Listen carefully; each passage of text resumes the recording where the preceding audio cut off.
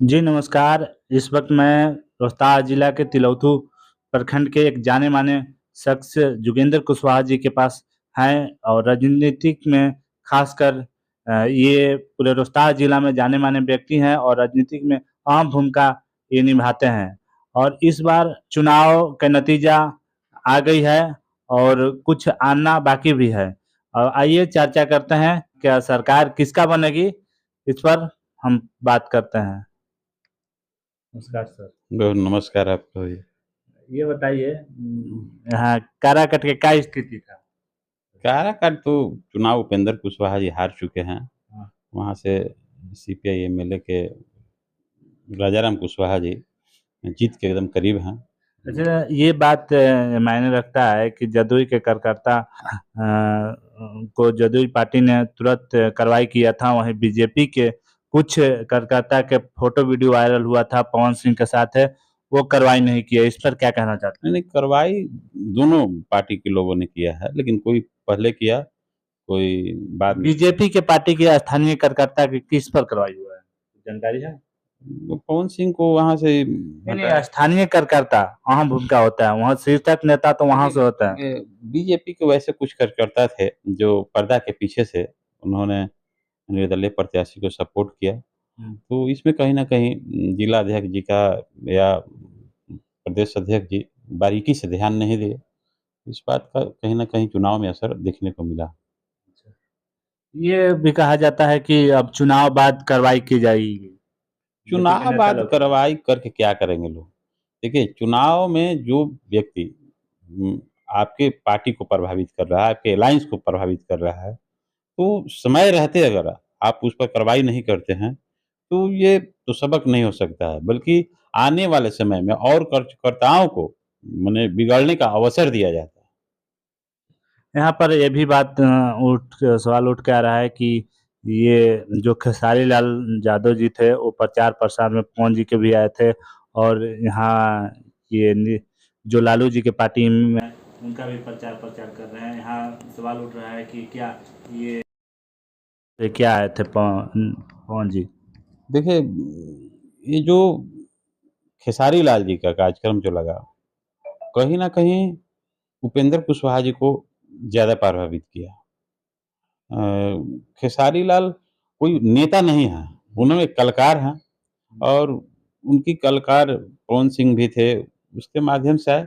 लेकिन उन्होंने किसी एक पार्टी को लेकर के इस चुनाव में 2024 का जो लोकसभा का चुनाव था, तो किसी पार्टिकुलर उन्होंने नहीं प्रचार में पूरे बिहार, झारखंड या उत्तर प्रदेश में घूमा। वो जिनसे उनका संबंध था, उनके व्यक्तिगत संबंध के तौर पर उन्होंने उस क्षेत्र में जाकर के प्रचार किया। उसका कहीं-कहीं असर उल्टा भी पड़ा, कहीं कुछ लोगों को फ़ायदा भी हुआ, ऐसा देखने को मिला। अच्छा, ये भी देखा जा रहा है कि जब खेसारी लाल यादव जी आए, यहाँ पर प्रचार-प्रसार किए, वहीं ये जो खेसारी लाल यादव जी हैं, कई पार्टी के भी साथ मिलकर प्रचार किए हैं, तो यहाँ ये भी साफ दिखा जा रहा है कि खेसारी लाल यादव भेजा हुआ प्रचार-प्रसार करने के लिए जानबूझ के लिए वोट काटने की वजह रहा होगा। हाँ, देखिए जितना जो भी कार्यक्रम राजनीतिक दल के द्वारा लगाया जाता है, वो कहीं न कहीं राजनीतिक रूप से एक संदेश छोड़ा जाता है और खेसारी लाल जी को भी अगर यहाँ काराकाट में लाया गया था, तो एक बड़ी राजनीति कूटनीति के साथ में उनको इस मैदान में उतारा गया था और जिस मकसद से उतारा गया था कहीं न कहीं वो मकसद में कामयाब भी लोग हुए। अच्छा, कैसे माना जा सकता है ये उपेंद्र कुशवाहा की आखिर जीत कैसे हो सकती थी? यहाँ समीकरण जाति-पाति पर अधिकतर वोटिंग हुआ है, तो आखिर कैसे उपेंद्र कुशवाहा जीत के आप कह रहे हैं? देखिए, उपेंद्र कुशवाहा जी का जीत तो हो रहा था, लेकिन आप देख सकते हैं कि पूरे बिहार में केवल त्रिकोणीय मामला सिवान और काराकाट में ही देखने को आपको मिलेगा। पूर्णिया में था, तो वहाँ तो पप्पू जी का एक बहुत बड़ा अपना जन समर्थन था, उनका बहुत सारा बढ़ रहा है।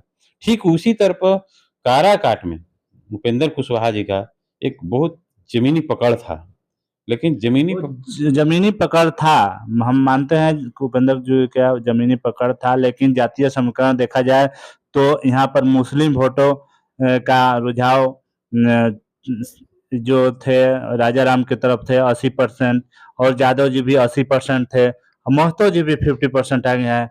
तो इस पर क्या कहना नहीं, चाहते देखिए हैं? सेकुलर वोटर जो हैं, वो तो राजाराम जी के पक्ष में शुरू से थे, उनमें कोई हेर-फेर नहीं हुआ। हेर-फेर देखिए कहाँ हुआ, जो पवन सिंह जो आज ये जितना वोट है उसमें 90% जो मतदान हुआ है पवन जी के पक्ष में, वो उपेंद्र कुशवाहा जी के वोटर थे। और वो उपेंद्र कुशवाहा जी और जिस एलायंस से उपेंद्र कुशवाहा जी एनडीए के साथ है, उसका आधार वोट था वो, और वो वोट खिसक गया। चलिए अब आते हैं देश की राजनीति पर। यहाँ नीतीश कुमार के तरह सोशल मीडिया पर तरह-तरह के कार्टून आ रहा है, इस पर क्या कहना चाहते हैं?